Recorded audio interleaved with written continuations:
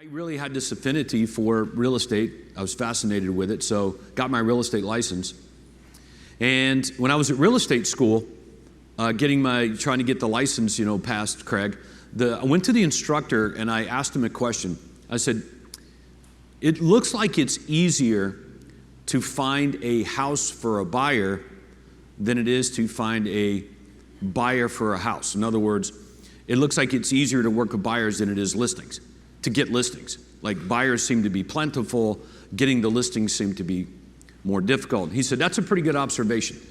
And he basically referred me to a RE/MAX office in town that was just starting to experiment with buyer agency. You remember when that kind of came on the board? It was right around 1990 or so, when they threw buyer agency out there into the marketplace where we actually represented buyers. So that's how I ended up at the real estate company I went. The real estate instructor, the school instructor, referred me to this real estate office, so that's where I put my license. So day one, when I showed up there to the office, it was like day one for many of you. The broker said, Todd, let me introduce you to Charlie. And Charlie, here's Todd. So good luck. And Charlie was sort of new to real estate, and he said, I got an idea. We're going to pull out the phone book, and we're going to call people in the area, and we're going to offer them a CMA, and we'll try to get some appointments. And I was like, okay, I didn't know what to do. So after about 2 days of dialing numbers in the phone book, I was like, what in the world have I just done and got myself into? This was a big mistake. The only thing that saved my bacon was when I sold my house, I had a few leftover buyers that asked about it, so I phoned them up, and some of them were still looking for a house, so I was able to at least do something like that. Anyway, I walked into my broker's office in frustration sometime later, and he said, what's on your mind, Todd? And I was like, this business sucks. This is awful. I really got into real estate thinking I really believed I could make $1 million or more selling real estate. So stop there. I was 22 years old and owed, bankrupt, in debt up to my eyeballs, working really hard, and my mindset was, I need $1 million to make this life work, not 100,000.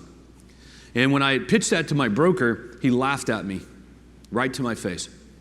Anybody ever had anybody that you respected laugh at you to your face? Yeah, that's how my day started that day. And but when he saw that I was serious about it, he sort of straightened up and then commented that's not possible. No one does that. And in 1992, he was right. There was no one doing that in his world. So I was flipping through the real estate magazine, Craig's in there. He's #1 real estate agent in the world, selling whatever it was, millions of dollars in income to be #1 in the world. And I was like, this is the guy. Is there any other options? That's what I want. He's the only one. He's #1. Why would I go talk to #2, 3, 4, or 5, or #10, or #100? That doesn't make sense to me. If I want what he's doing, why would I not try to track this man down and figure out what's going on? But so many real estate agents don't do that. They don't move to the top of the ladder to find out what's going on. They really have this mindset of, yeah, that's not for me right now. And I'm like, yeah, I would encourage you to think bigger. How do you know what your God-given potential is? I bet you're just scratching the surface on it. And that was a good move for me personally, all right? You guys know the rest of the story. And I would just want to encourage you, you want to look forward, where could you be? Where should you be in life? And your business is just a vehicle to take you there. Just think bigger. There's no limitations, only the ones that you place on yourself.